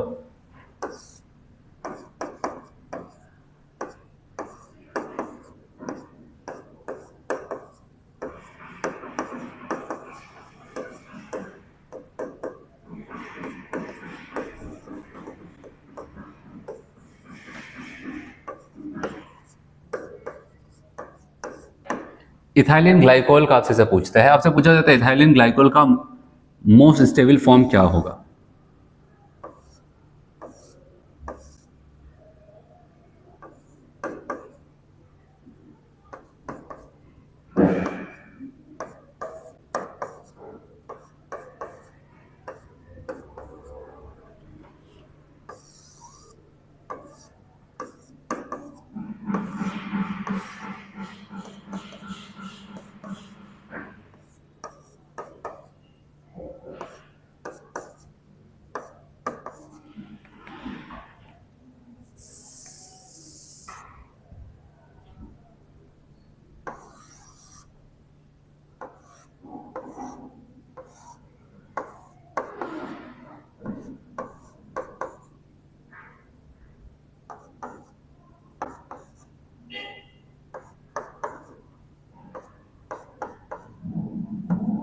चलिए ऐसे मान लेते हैं हमारे पास 3 कंपाउंड, यहाँ पर मैं इसको ए कह देता हूँ, यहाँ पर बी कह देता हूँ, और इनको यहाँ पर सी कह देता हूँ।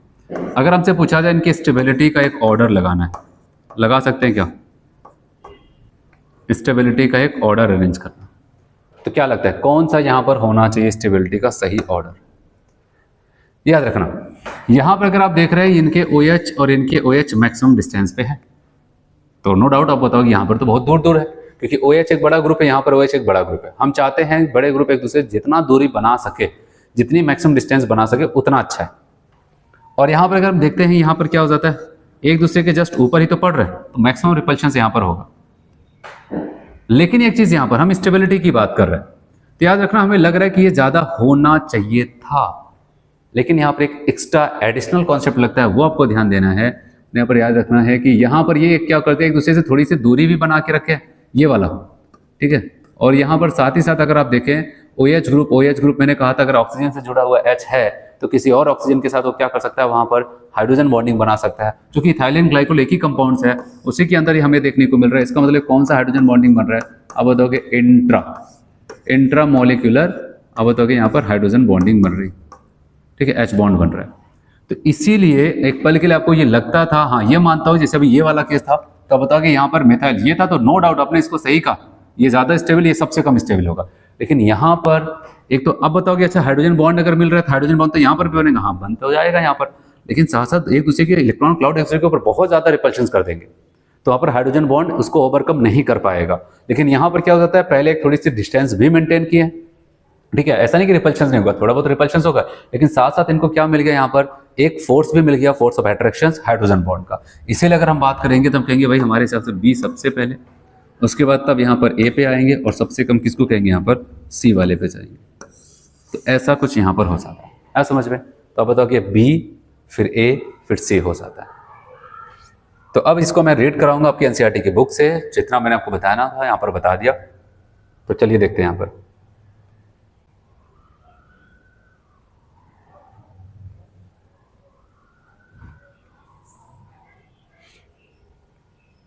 ठीक है। इससे पहले का टॉपिक मैंने आपको रीड कराया, वहां पर ऊपर क्या होता है। अब यहाँ पर देखने वाले कंफर्मेशन ऑफ इथेन। इथेन के कंफर्मेशन की बात करते हैं। कहता है इथेन मॉलिक्यूल मतलब C2H6 contain a carbon carbon single bond with each carbon atom attached to 3 hydrogen atom. Carbon carbon single bond पाया जा रहा है और प्रत्येक कार्बन आपको पता है 3 हाइड्रोजन से जुड़ा हुआ single bond. Considering the ball and stick model, ethane keep one carbon atom stationary and rotate the other carbon atom around the carbon carbon axis। वही कह रहा है, अगर बॉल मॉडल हम क्या करते हैं, कार्बन का एटम जो हाइड्रोजन का एटम उसके लिए एक बॉल वहाँ पर रिप्रेजेंट करे, ठीक है, और वहाँ पर जो भी उनके बॉन्ड्स है उसको स्टिक से दिखाए। जैसे आप वहाँ पर हो सकता है 11th 12th में आपने ऐसा बॉल स्टिक मॉडल कभी बनाया होगा। तो वहाँ पर आपको कह रहा है कि एक को क्या करते हैं, रोक के दूसरे को ऐसे घुमाते जाते हैं, तब वहाँ पर इस बात को अच्छे से आप ऑब्जर्व कर सकते हो। फिर बताइए this rotation result into infinite number special arrangements of hydrogen atom attach to 1 carbon atom with respect to hydrogen atoms attach to the other carbon atoms. कह रहे हैं कि अगर हम क्या करते हैं, वहां पर एक को रोक करके दूसरों को यहाँ पर घुमाते जाएं तो स्पेस में इनफाइनाइट नंबर ऑफ स्ट्रक्चर्स बनते जा सकता है, जैसे अभी थोड़ी देर पहले ऊपर मैंने आपको रीड कराया था। और बताया गया attach to the carbon atoms these are called conformational isomers. इसी को हम कहते हैं, उन्हीं सभी स्ट्रक्चर को कहते हैं, वो एक दूसरे के क्या लगेंगे, आप बताओ ये एक दूसरे के क्या लगेंगे, वहां पर कन्फॉर्मेशनल आइसोमर्स लगेंगे, या फिर इसको शॉर्ट में हम ऐसा भी कह सकते हैं एक दूसरे के कन्फॉर्मर्स लगेंगे। कह रहे दस these are infinite numbers of conformations of ethanes, however there are 2 extreme cases. पूरा बनाने के लिए आप इनफाइनाइट स्ट्रक्चर बना सकते हो, कितना इनफाइनाइट बना सकते हो, थोड़ा थोड़ा उनका डाइहेड्रल एंगल घुमा करके। लेकिन जो अगर बात करते हैं, लेकिन उसमें केवल 2 एक्सट्रीम केसेस होते हैं, एक सबसे मिनिमम डिस्टेंस, एक सबसे मैक्सिमम डिस्टेंस, उनकी बात कर रहा है। कह रहे one such conformations in which the hydrogen atom attach to 2 carbon are close together as possible is called eclipse form. जहां पर एक दूसरे से सबसे मिनिमम डिस्टेंस पे आ जाते हैं उसको कहते हैं eclipse form conformation. And the other in which hydrogens are far apart possible is known as, उसको क्या बोलेंगे यहाँ पर, स्टेगर्ड।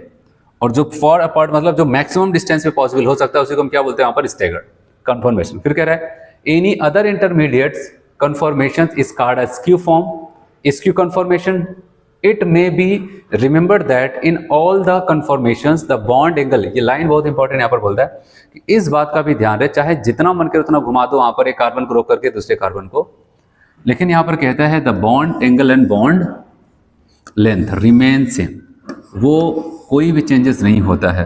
कहता है eclipsed and staggered conformations represented by sawhorse and Newman's projections. क्या होगा यहाँ पर देखते हैं, शॉ-हॉर्ट्स और न्यूमैन्स प्रोजेक्शन की अगर बात करते हैं तो शो हॉर्स प्रोजेक्शन में आपको क्या बताता है यहाँ पर, इन दिस प्रोजेक्शन, वही जो मैंने आपको बताया सब कुछ लिखा है, मैं बस रीड कर देता हूँ यहाँ पर जल्दी जल्दी। इन this projection the molecule whipped along the molecular axis, ये मॉलिकुलर एक्सिस, जैसे मैंने कहा इसको आगे से देखना पड़ेगा आपको, ठीक है। It is then projected on paper by drawing the central carbon carbon bond as somewhat longer straight line. कह रहे इसमें कार्बन कार्बन के बीच का जो बॉन्ड हम दिखाएंगे थोड़ा सा बड़ी लाइन से इसको दिखाते हैं।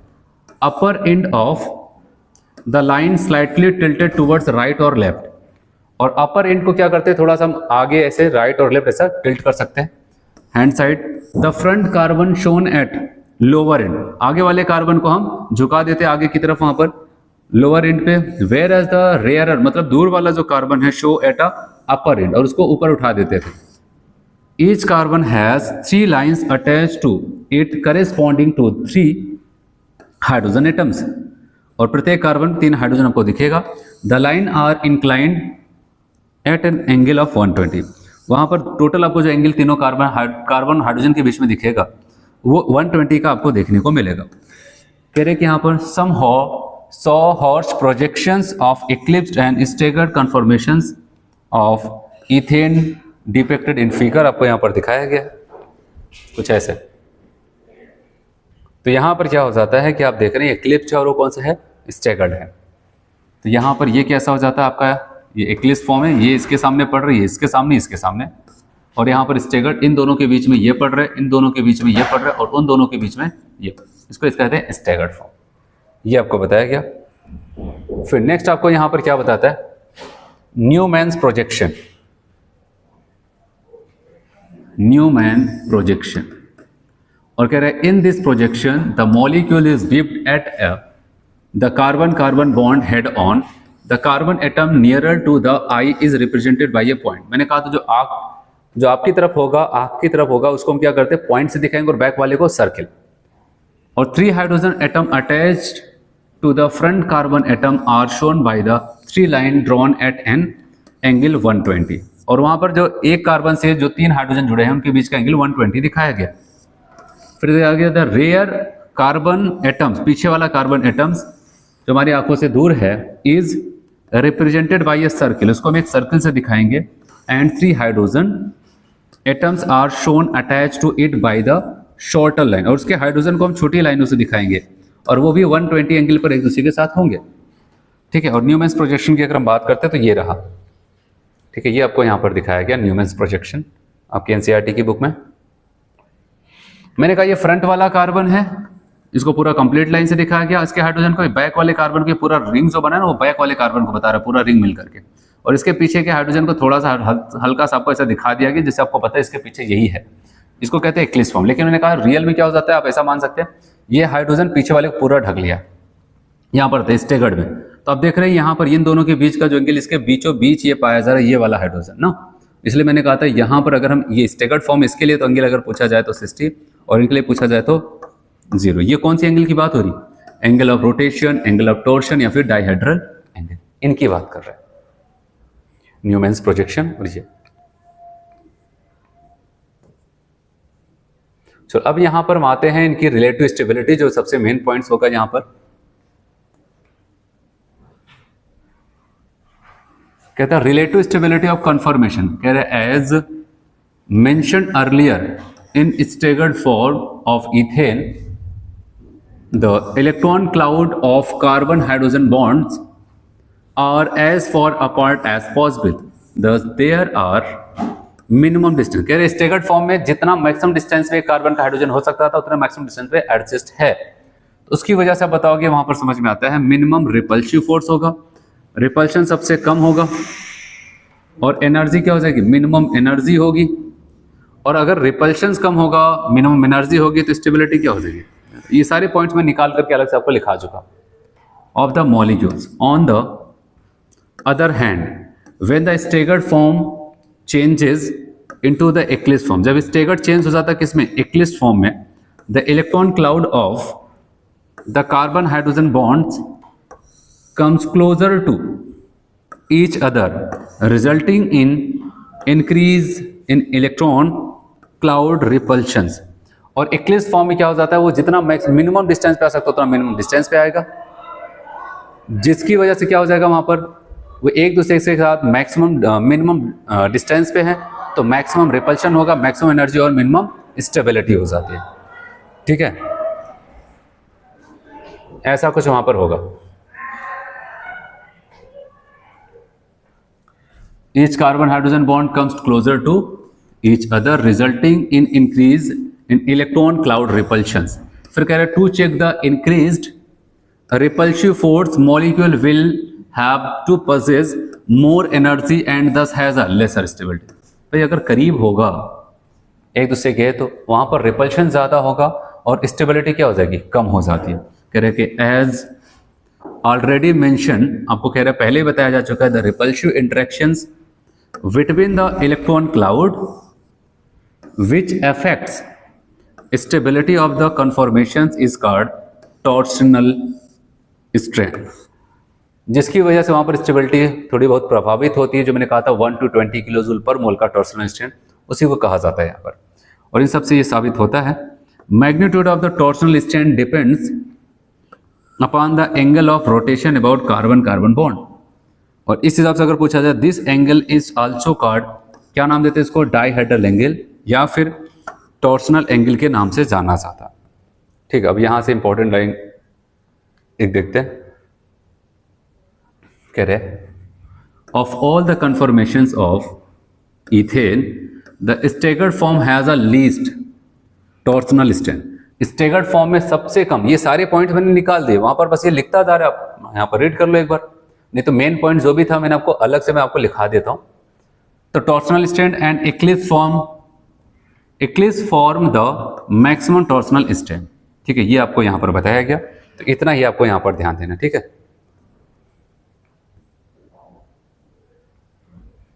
अब देखो एल्केन का जितना टॉपिक था वो हो चुका है यहां पर कंप्लीट। और उसके बाद फिर मैंने आपको कहा था, ठीक है, कि अगर हम बात करते हैं कि यहाँ पर तो इसका प्रिपरेशन मेथड हो गया, इसके फिजिकल प्रॉपर्टीज हो गई, केमिकल प्रॉपर्टीज हो गई, और उसके बाद मैंने आपको एक कन्फर्मेशंस भी आपको बताया।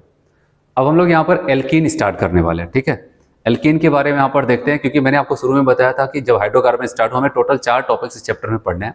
एक एल्केन होगा, एक एल्कीन, एल्काइन, और फिर एरोमेटिक हाइड्रोकार्बन में आएंगे हम, वहाँ पर बेंजीन को पढ़ेंगे। अभी हमने एक टॉपिक कंप्लीट किया है यहाँ पर, उसका नाम क्या है यहाँ पर, आप बताओगे एल्केन। टोटली वो कंप्लीट हो चुका है। अब हम आते हैं यहाँ पर एल्कीन के बारे में पढ़ते हैं। किसके बारे में पढ़ते हैं यहाँ पर, एल्कीन। और सबसे पहले हम इनके बारे में थोड़ा सा इंट्रोडक्शंस देखेंगे और बेसिक पॉइंट्स, फिर इसको भी रीड करते हैं।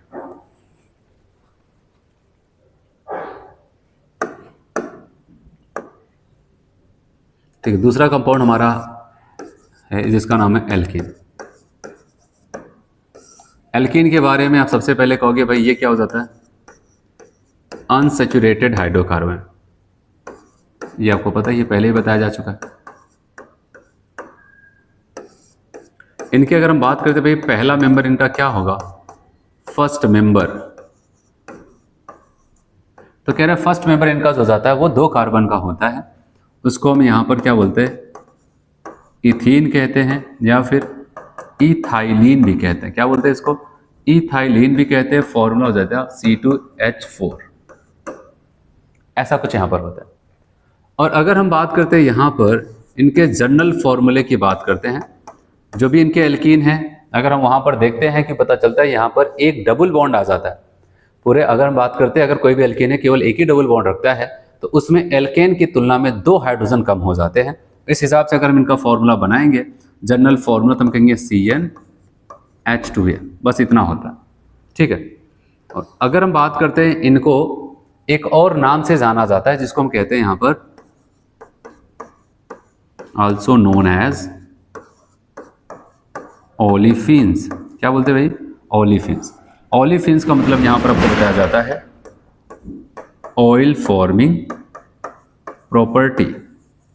आपको पता है एक बार इनका जो सबसे पहला मेंबर है, सबसे छोटा मेंबर एक बार क्लोरीन से मिला, कौन, इथाइलिन। एक बार इसकी मुलाकात क्लोरीन से हुई और उससे मिलकर के उसने क्या किया था, एक लिक्विड सब्सटेंस बनाया था, एक ऑयली लिक्विड बनाया था। और उसी दिन से इनके परिवार के सभी सदस्य को कहा जाता है आप सब कौन हो, आप सब तो ओलिफिन्स हो, ऑयल बनाने वाले लोग। ठीक है, अब बताओ एक बार ऐसा हुआ इनके साथ, वो किसने किया था वहां पर, इथीन ने किया था क्लोरीन से मिल करके और जा करके एक ऑयली लिक्विड्स बनाया, तब से इनको कहा गया भाई तुम सब के सब लोग ओलेफिन्स हो। ठीक, और क्या आपको यहाँ पर बताता है, कहता है यहाँ पर इस बात का ध्यान रहे, अगर हम कार्बन, क्योंकि अब यहाँ पर एल्कीन है, कार्बन डबल बॉन्ड कार्बन, ठीक है, अगर इसकी बॉन्ड लेंथ हमसे पूछी जाए भाई इसकी बॉन्ड लेंथ कितनी होनी चाहिए। एल्केन में मैंने आपको कार्बन सिंगल बॉन्ड कार्बन का बताया था, किसका बताया था, कार्बन सिंगल बॉन्ड कार्बन का बताया था, वो कितना था 154 पिकोमीटर। और आपको पता होना चाहिए अगर दो एटम के बीच में जैसे जैसे बॉन्ड बढ़ते हैं उनकी बॉन्ड लेंथ कम होती चली जाती है। तो अब यहाँ पर जो हमको देखने को मिलता है, आपको लिखता है 134, या फिर आपको बताया दो डाटा आपके पूरे बुक में एनसीईआरटी में लिखता है, यहाँ पर 134 लिखता है और बहुत जगह 133 लिखता है। तो अब कुछ भी याद रखो, वहाँ पर एक ही देगा, इतना पिकोमीटर आपको बताता है। तो कहा गया कि यहाँ पर भी तो डबली बॉन्डेड कार्बन से एक हाइड्रोजन भी जुड़ा होगा, तो डबली बॉन्डेड कार्बन से जो जुड़ा हुआ हाइड्रोजन है, यहाँ पर इसका अगर हमसे बॉन्ड लेंथ पूछा जाए, carbon hydrogen bond length,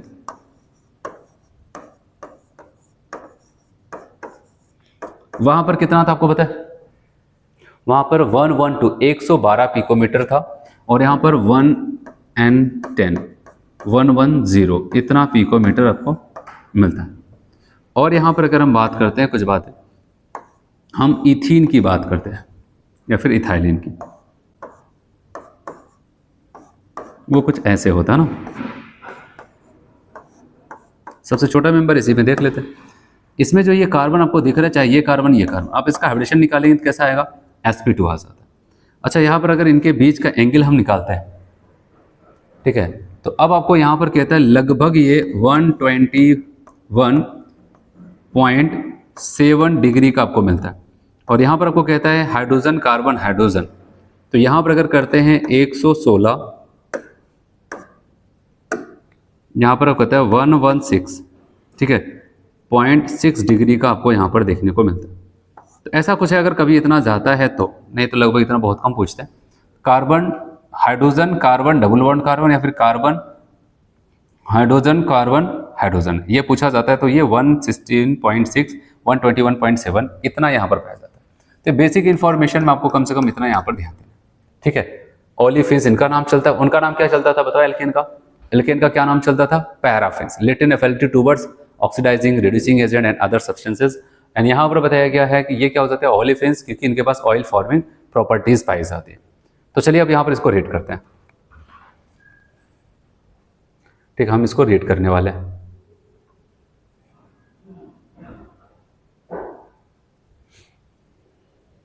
alkene, देखते हैं क्या लिखता है,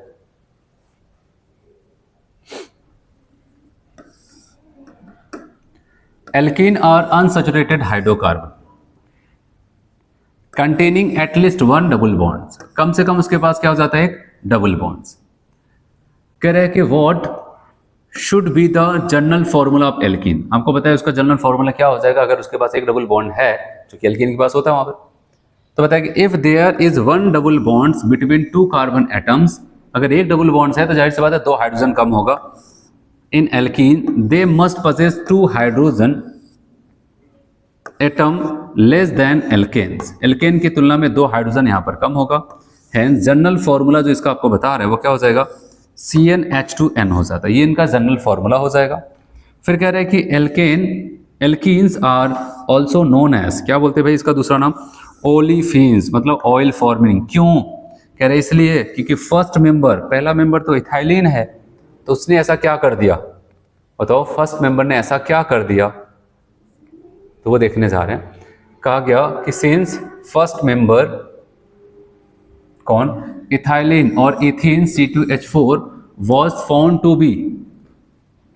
to form an oily liquid on reaction with chlorine, chlorine से रिएक्शन करके उसने एक ऑयली लिक्विड बनाया, इसी वजह से तब से उनको कहते हैं भाई तुम लोग सबके सब क्या हो, ऑयलीफिन्स हो। फिर यहाँ पर डबल बॉन्ड स्ट्रक्चर, ये सारी चीजें आप पढ़ चुके हैं कहीं ना कहीं, यहाँ पर ज्यादा कुछ नहीं करना है। यहाँ पर sp2h2 हाइब्रिडेशन पाया जाता है, नॉमनक्लेचर वगैरह मैंने आपको बताया था कि इसको हम लोग अलग से पूरा वहाँ पर IPC नॉमनक्लेचर में पढ़े हैं, तो यहाँ पर टाइम वेस्ट नहीं करने वाले हम लोग। और मैंने आपको यहाँ पर बॉन्ड एंगल के बारे में सब बता दिया था, इस बात का ध्यान देना, क्योंकि इसमें देखो ये अगर हम इसको ऐसा देखते हैं CH2 डबल बॉन्ड CH2, यहाँ पर ये तो सिग्मा बॉन्ड है जो इनके इंटरन्यूक्लियर एक्सिस के अलोंग ही क्या बन रहा था, इलेक्ट्रॉन डेंसिटी, और जो पाई बॉन्ड्स बनाता है यहाँ पर ये पाई बॉन्ड, उसका क्लाउड बताया क्योंकि ऐसा साइड वाइज ओवरलैपिंग होता है तो इलेक्ट्रॉन डेंसिटी पाई बॉन्ड का ऊपर भी दिखेगा और नीचे भी दिखेगा, ऐसा कुछ। और ये मैंने आपको बताया कि अगर बहुत अच्छा क्वेश्चन अगर उनका पूछने का मन हुआ तो कार्बन कार्बन बॉन्ड लेंथ को उन्होंने 134 पिकोमीटर बताया, 133 भी आप बोल सकते हैं क्योंकि ज्यादातर आपके बुक में 33 ज्यादा लिखते हैं, एक जहाँ 34 लिखता है। और उसके बाद यहाँ पर कार्बन हाइड्रोजन का 110 पिकोमीटर, और आपको कहते हैं यहाँ पर hydrogen carbon double bond carbon कभी ऐसा मेंशन कर दे, क्योंकि होता ना कि पहले तो हमारे लिए होता है कि हम सारी रिएक्शन को अच्छे से ध्यान दें जो पॉइंट्स है वहाँ पर, और जब ये सारी चीज़ें आपकी अच्छी पकड़ बन जाती है तो याद रहे कि आपको ये एंगल वगैरह कोई भी कुछ भी जहाँ पर देता है आपके पूरे एनसीईआरटी की बुक में उस पर भी आपकी पकड़ अच्छी होनी चाहिए। एक अच्छा क्वेश्चन पूछेंगे तो ऐसे यहाँ पर hydrogen carbon double bond carbon 121.7 degree और हाइड्रोजन कार्बन हाइड्रोजन 116.6 डिग्री का एंगल बनता है। आइसोमेरिज्म सारी बातें आपको मैंने पढ़ाई है वहाँ पर, ठीक है। ज्योमेट्रिकल आइसोमेरिज्म शो करता है, कंडीशन क्या होती है वो आप नहीं देखे हैं तो पीछे जाकर के वहाँ पर लेक्चर्स में आप देख सकते हैं। हमारा मेन टारगेट है, क्या होगा टारगेट बताओ? मैंने 3 जोन आपको हमेशा न जाने कितनी बार बताया, preparation, physical properties, chemical properties. तो हम लोग का यहाँ पर उद्देश्य होगा कि हम इनकी प्रिपरेशन मेथड पे पहुंचे और इनको अच्छे से पढ़ना शुरू करें, ठीक है। तो मैं आपको पहले इनका प्रिपरेशन मेथड खुद बताऊंगा, फिर इनका रीड करके बताऊंगा, ठीक है, कैसे क्या होगा।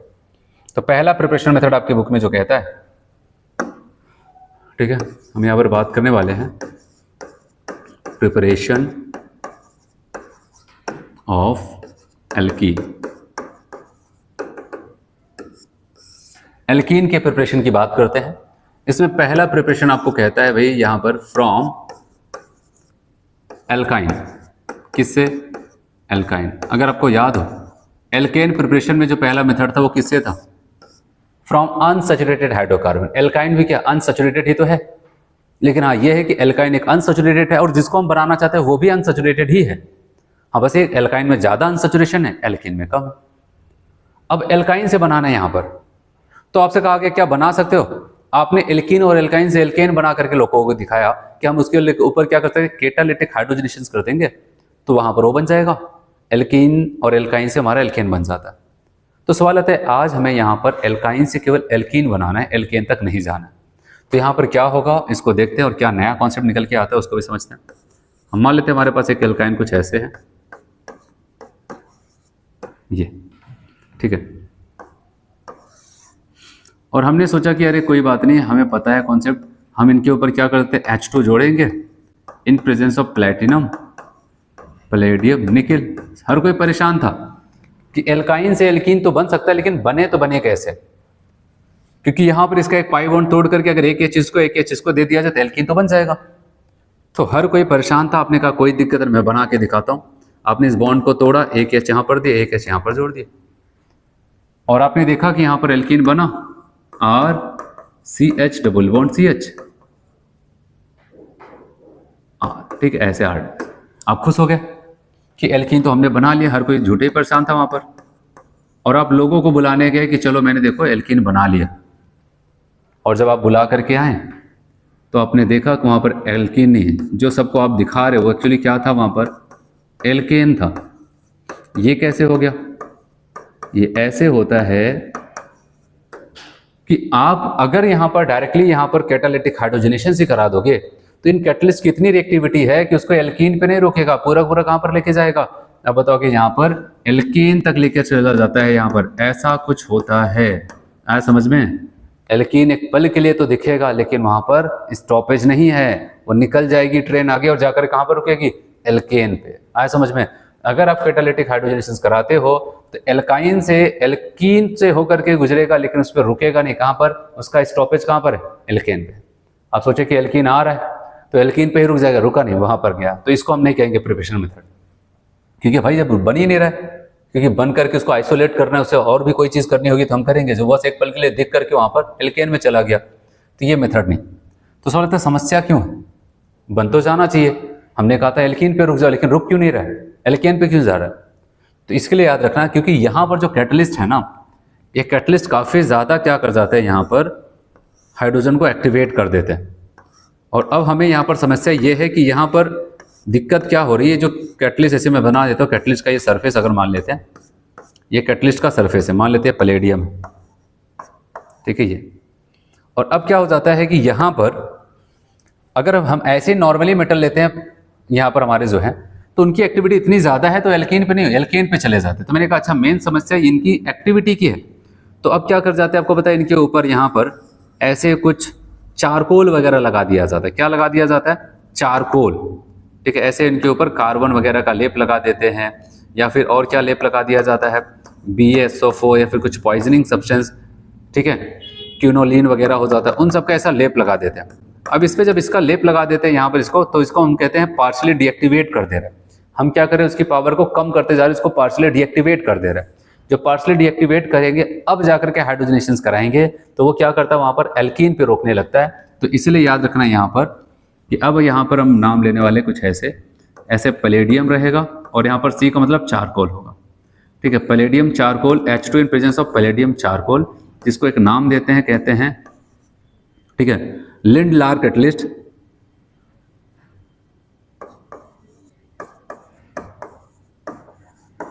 ठीक है, कहते हैं लिंडलार कैटलिस्ट, जिसको हम शॉर्ट में ऐसे अपने लिए कह सकते हैं LC, ये बना देता है। और ये क्या कर जाता है, आपको पता है लिंडलार कैटलिस्ट यहाँ पर मतलब इसको तैयार किया गया, इन्हीं से ही उनको तैयार किया गया, पैलेडियम लिया गया, उसके ऊपर क्या करते हैं चारकोल वगैरह की, यहाँ पर कुछ और सब्सटेंस की वहाँ पर लेप लगाया गया, जिससे कि उसकी पावर कम हो जाए। जब पावर कम हो जाएगी तो जाकर के एक हाइड्रोजन को जोड़ेगा और वहाँ पर क्या कर जाता है, आपको पता है एल्कीन बना करके सबको दिखाएगा। और यहाँ पर एक बात आपको बताता है, अगर इस एल्कीन में ज्योमेट्रिकल आइसोमेरिज्म की पॉसिबिलिटीज हुई, जो कि आपको पता होना चाहिए ज्योमेट्रिकल आइसोमेरिज्म के लिए किसी भी एक डबली बॉन्डेड कार्बन पे बची हुई दोनों वैलेंसिया डिफरेंट ग्रुप या फिर एटम से होनी चाहिए। अगर पॉसिबिलिटीज है तो आप बताओगे वहां पर कौन सा एल्कीन बनेगा, सिस एल्कीन। इसमें कई बार क्वेश्चन पूछा गया है, हालांकि काफी सिंपल है, हर कोई कर ले जाता अगर याद रहता है उसको। तो हम इसको ऐसे याद कर सकते हैं, अगर लिंडलार कैटलिस्ट है इसको LC से याद कर सकते हैं। लिंडलार कैटलिस्ट आपको पहले पहचानना पड़ेगा, LC-C4 सिस एल्कीन का फॉर्मेशन करता है। सवाल था और कोई ऐसा है जो कर सकते हैं, तो याद रखना हाँ, हमारे पास एक और है लिस्ट में, सोडियम, और इनके साथ में क्या ले लेते हैं, liquid ammonia, sodium liquid ammonia, या फिर इसके जहां पर अगर उसका मन हुआ तो ऐसा भी लिख सकता है lithium liquid ammonia, sodium liquid ammonia या फिर लिथियम लिक्विड अमोनिया अगर हम लेके चलते हैं तो वो भी क्या कर जाते हैं, यहाँ पर इसके एक ही पाई बॉन्ड को तोड़ते हैं और तोड़ करके वहां पर क्या कर जाते हैं, हाइड्रोजन को जोड़ देते हैं और ऐसे। और यहां पर आपको एक बात कहता है कि अगर वहां पर ज्योमेट्रिकल आइसोमेरिज्म की पॉसिबिलिटीज है तो कौन सा बनाएगा वहां पर, ट्रांस।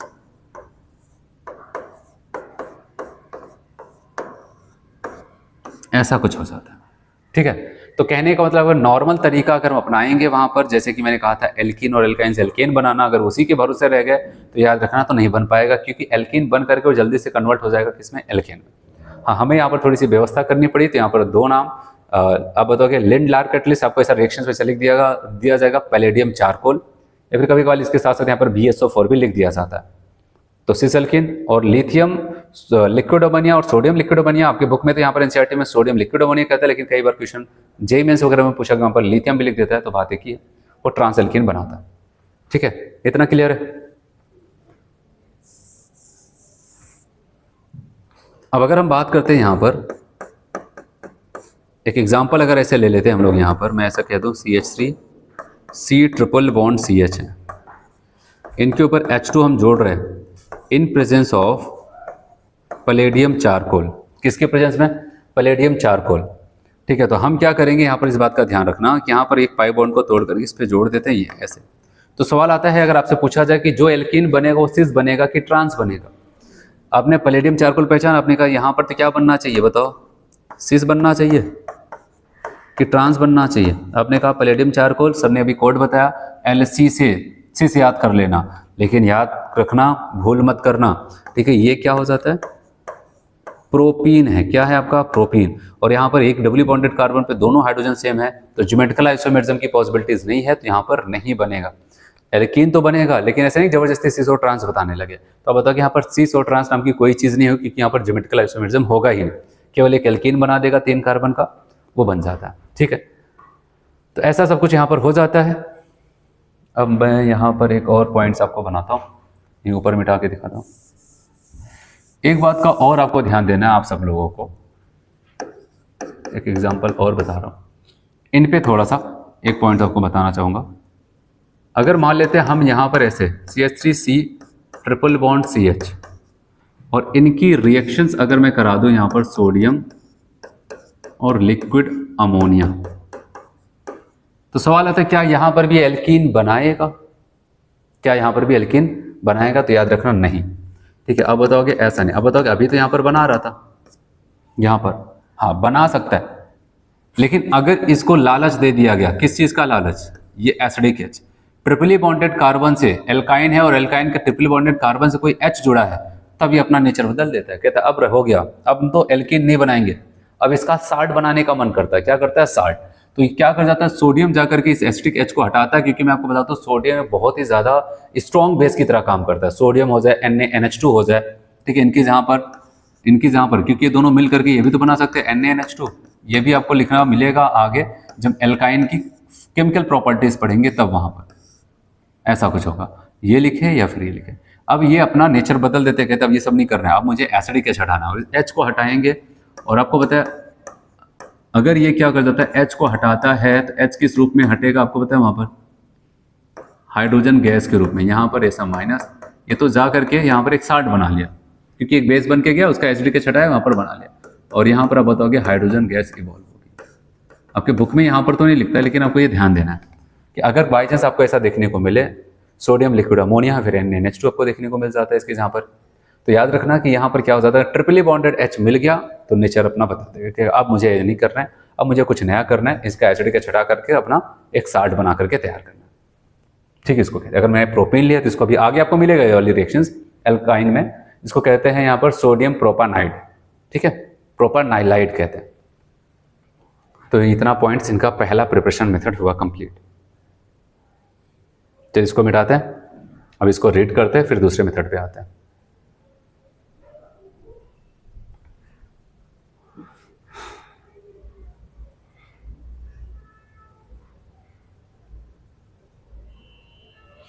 कह रहे प्रिपरेशन एल्काइन की बात हो रही है, एल्कीन की, और कहां पर कह रहा है पहला मेथड, कह रहे चलो एल्काइन से ही बना करके दिखाते हैं। Alkyne on partial reduction with calculated amount of dihydrogen in presence of palladised charcoal. ठीक है, डाईहाइड्रोजन को हम यहाँ पर ऐड करने जा रहे हैं एल्काइन के ऊपर इन प्रेजेंस ऑफ पैलाडाइज्ड चारकोल, मतलब पार्शियली डीएक्टिवेटेड। वहां पर हम यूज करते हैं अपना पैलेडियम, मतलब चारकोल मतलब partially deactivated with poisons like sulphur compound, जैसे BSO4 हो जाता है, या फिर क्यूनोलीन भी आप वहां पर डाल सकते हैं। गिव द एल्कीन, तब जाकर के एल्कीन में रुकेगा, ऐसा नहीं तो पूरा पूरा एल्कीन तक घसीट के लेके चला जाएगा। फिर कहा गया ये जो partially deactivated palladized charcoal is known as, क्या नाम दिया जाता है? लिंड-लार कैटलिस्ट कहा जाता है इसको, Lindlar catalyst. Alkene thus obtain are having a cis geometry. अगर एल्कीन में पॉसिबिलिटीज है, ऐसा नहीं कि पॉसिबिलिटीज ने तब भी सिस लगाते चले जा रहे हैं, अगर पॉसिबिलिटीज होगी तब सिस ज्योमेट्री होगी। However alkyne on reduction, alkyne का रिडक्शन करा सकते हैं किसके द्वारा? Sodium liquid ammonia for trans alkene, possibilities है तो। ठीक है, ऐसा कुछ यहां पर हो जाता है। और आप देखेंगे यहां पर क्या हो जाता है, एल्काइन था, मैंने कहा ये भाई एक बॉन्ड को तोड़ो, इसको ट्रिपल बॉन्ड दिख रहा है, एक बॉन्ड तोड़ करके HS दिया, सिस एल्कीन बना, क्योंकि ऐसे आपको लिखेगा रिएक्शंस पे PD ऐसा चारकोल। और एल्काइन की बात करते हैं तो यहाँ पर आप बताओ ये बॉन्ड भी यहाँ पर सोडियम लिक्विड अमोनिया एक बॉन्ड को तोड़ करके HS देगा, पॉसिबिलिटीज है तो ट्रांस एल्कीन देगा। फिर आपसे कह रहे हैं कि अगर हमने इथाइन ले लिया, CH triple bond CH H2 से यहाँ पर इथीन बन जाता है। प्रोपाइन लिया तो प्रोपीन बन जाता है। अब आपसे एक क्वेश्चन भी पूछ लेता है, कह रहे will propene thus obtain show geometrical isomerism, think that reason is supported for your answer. क्या आपको पता है क्या जो प्रोपीन बनेगा ज्योमेट्रिकल आइसोमेरिज्म देगा? आप बताओगे नहीं देगा। क्यों? क्योंकि डबली बॉन्डेड कार्बन पे 2 हाइड्रोजन जुड़े और दोनों सिमेट्रिकल सेम है, तो वहां पर कभी भी नहीं होगा। चलिए दूसरा मेथड हम लोग बात करते हैं from alkyl halide. Second method आपको कहता है यहां पर फ्रॉम एल्काइल हैलाइड।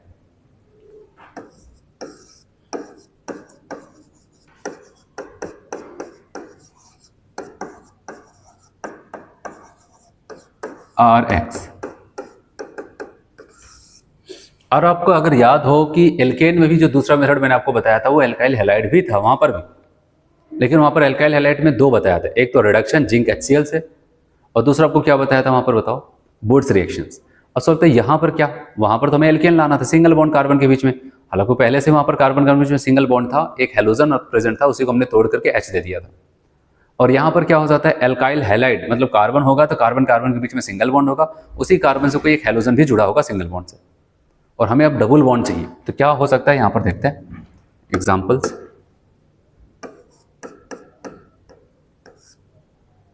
या फिर पहले मैं आपको कॉन्सेप्ट बताता हूँ। हम यहाँ पर ऐसे लिखते हैं RCH, यहाँ पर ऐसे मैं एक H लगा देता हूँ, इसके पास CH2 वाला, और यहाँ पर ऐसे इसके पास CH2, यहाँ पर एक हेलोजन लगा दिया ऐसे, ये हेलोजन, ये एल्किल हाइड तो हुआ RCH2 CH2X। तो याद रखना जहाँ पर हेलोजन जुड़ा हो तो इसको अल्फा कार्बन कहते हैं, उसके नेक्स्ट वाले को बीटा कहते हैं। और इनकी रिएक्शंस हम करा सकते हैं किससे, आपको पता है, KOH से। किससे कराया गया, KOH। कहा गया KOH जाओ तुम इसको हटा दो, कहता नहीं हटा पाएंगे। केवल अगर KOH से कराया तो नहीं हटा पाते थे, लेकिन KOH को हमने कहा ठीक है, यहाँ पर क्या लिख देते हैं, थोड़ा सा इसको एल्कोहल देते हैं। अब कहता अब ठीक है, अब बताओ किसको हटाना। पहले नहीं हटा पा रहा था, फिर थोड़ा सा एल्कोहल जहाँ इथेनॉल दिया, अब कह रहे अब बताओ किसको हटाना। कहा गया इन्हीं को हटाना है, यहाँ से हेलोजन, यहाँ से। तो ये जाता है, याद रखना यहाँ पर जाएगा तो यहाँ से एक बीटा वाले कार्बन से हाइड्रोजन और अल्फा वाले कार्बन से हेलोजन होता है।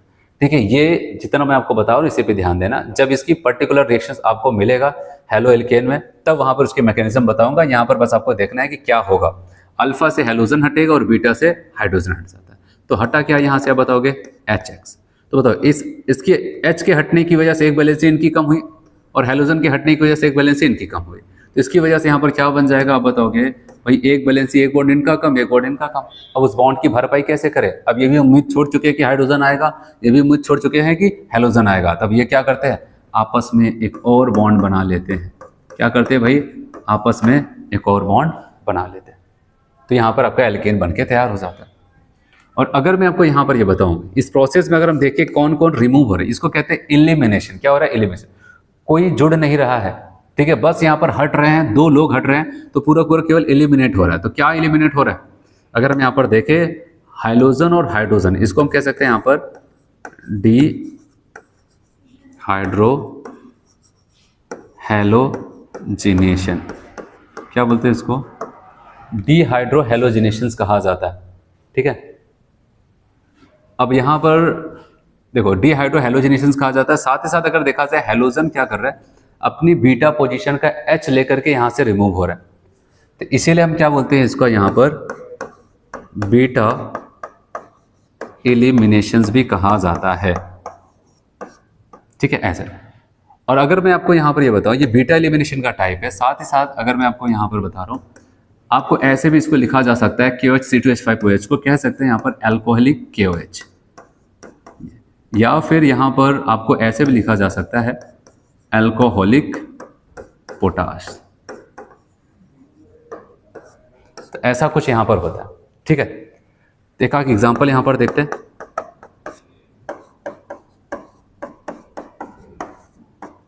ठीक है, जैसे यहां पर ये लिया और इसकी रिएक्शन हम कराते हैं यहां पर एल्कोहलिक KOH से। तो आपने पहचान लिया ये अल्फा कार्बन, ये बीटा कार्बन। तो यहां से इनको और यहां से इनको ऐसे हटा देगा, और अब बताओगे एक बॉन्ड इनका कम, एक बॉन्ड इनका कम। ठीक है, अब बताओगे यहाँ पर क्या हो जाता है, CH2 डबल बॉन्ड CH2 आ जाता है।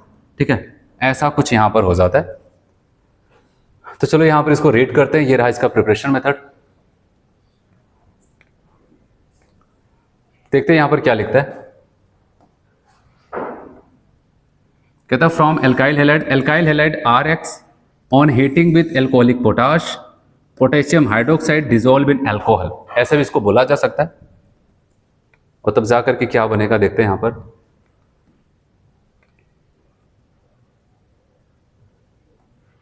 कहता है से ethanol eliminate one molecule of halogen acid to form alkene. तब एक HX वहां पर एलिमिनेट होगा, क्या HX, एक हाइड्रोजन हेलोजन एसिड वहां पर हटेगा, जिसकी वजह से आप बताओगे एल्कीन बनता है। This reaction is known as, इस रिएक्शन को हम डी हाइड्रो हेलोजिनेशन कहते हैं। दैट इज आप कह सकते हैं removal of halogen acids. This is the example of, ये किसका एग्जांपल होता है, बीटा। क्यों बीटा एलिमिनेशन कहते हैं, सिंस हाइड्रोजन, जो हाइड्रोजन हटता है वो कहाँ से हट रहा है, इसकी वजह से। Since hydrogen atom is eliminated from beta carbon atoms, carbon next to the carbon to which halogen attached. ठीक है, इसी को हम कहते हैं यहाँ पर ये। और यहाँ पर आपको एक पॉइंट यहीं पर नोट करना पड़ेगा। पहले आप ये रिएक्शंस देख रहे हैं, यहाँ पर क्या हो रहा है, अल्कोहलिक QH यहाँ से H और यहाँ पर X हटा देता है, तो आप बताओगे HX हटा, और एक बॉन्ड इनका कम, एक बॉन्ड इनका, ये कौन सा अल्फा, ये कौन सा बीटा, इनके बीच में डबल बॉन्ड आ जाता है। ठीक है, फिर कह रहे हैं कि nature of halogen atom and the alkyl group determine the rate of the reactions. वो रिएक्शन कितना तेजी से यहाँ से हटेगा वो डिपेंड करेगा कैसा हैलोजन यूज कर रहे हैं और कैसा वहां पर एल्काइल ग्रुप है। अब अगर मैं आपको यहाँ पर रेट बताऊं, rate with respect to hydrogen, halogen, याद रखना RI का एलिमिनेशन सबसे अच्छा, फिर RBr का होगा, फिर RCl का होगा, फिर RF का हो जाता है। मतलब कि यहाँ पर आयोडाइड का सबसे तेज, फिर ब्रोमाइड, फिर क्लोराइड, फिर फ्लोराइड। और वही अगर हमसे पूछा जाए rate with respect to alkane, मतलब यहाँ पर R ग्रुप कैसा है, तो बताओगे टर्सरी वाले का सबसे तेज, फिर सेकेंडरी, फिर प्राइमरी, ऐसा ये आपको बताया जा रहा है। कर is observe that the halogen the rate is, iodine वाला सबसे तेज, फिर ब्रोमीन, फिर chlorine, while for alkyl groups it is tertiary वाला सबसे ज़्यादा, फिर सेकेंडरी, फिर प्राइमरी। तो ऐसा कुछ यहाँ पर हो सकता है। ठीक है, तो हम लोग यहाँ पर एल्कीन के 2 प्रिपरेशन मेथड यहाँ पर कंप्लीट कर चुके हैं। ठीक है, तो नेक्स्ट टर्न पे हम लोग क्या करते हैं, यहाँ पर एल्कीन के 2 और प्रिपरेशन मेथड बचे हैं, उसको भी कंप्लीट करेंगे, फिर उसकी फिजिकल और केमिकल प्रॉपर्टीज़ को वहाँ पर देखेंगे। तो आज के लेक्चर में हम लोग इतना करते हैं। ठीक है, थैंक यू।